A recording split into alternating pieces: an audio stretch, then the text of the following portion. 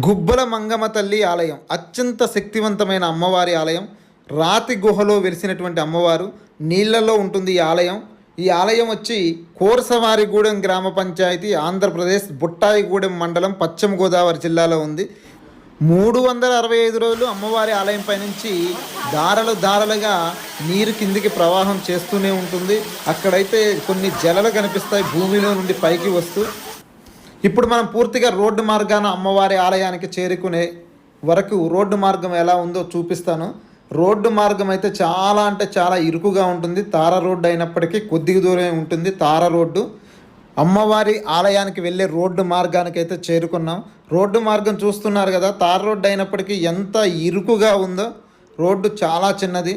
ఎదురుగా భారీ వాహనాలు ఏవైనా చిన్నపాటి కార్లు వచ్చినా కూడా ఇబ్బందే. మన కారు ఆ కారు క్రాస్ అవ్వాలన్నా అలా ఉంది రోడ్డు అయితే. ఇక్కడ నుంచి మొబైల్ సిగ్నల్